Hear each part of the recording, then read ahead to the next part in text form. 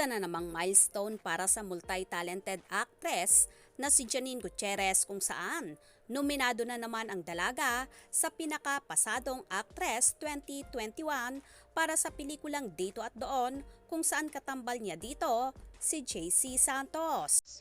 Narito ating tunghayan ang mga kasama sa naturang nominasyon na yon.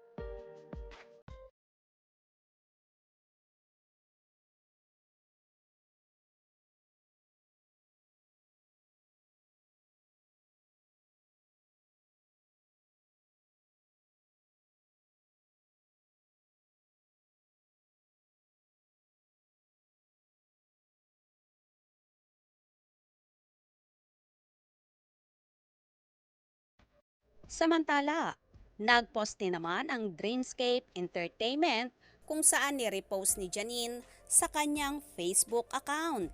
At ayon sa Dreamscape Entertainment, congratulations Janine Gutierrez! Nominado para sa pinakapasadong Actress 2021 sa 34th Gawad Pasado pangpelikulang samahan ng mga Dalub Guro. We're so proud of you, kapamilya! Hashtag 34th Gawad Pasado. Hashtag Gawad Pasado 2022. Hashtag Janine Gutierrez. Hindi ito ang unang pagkakataon na naging nominado ang aktres sa iba't ibang kategorya. Kaya naman, marami ang natuwa at super proud sa dalaga. Sa bagay, marami na talagang napatunayan ang dalaga at marami na ring parangal ang natanggap. For sure, so happy at so proud ang kanyang rumored kasintahan na si Paulo Avellino.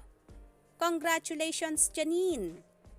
Kaya naman tumutok at huwag pahuhuli sa mga maiinit na kaganapan, especially sa Paunin updates. Mga ka-scoop, anong inyong magiging reaction sa bidyong ito? Comment below.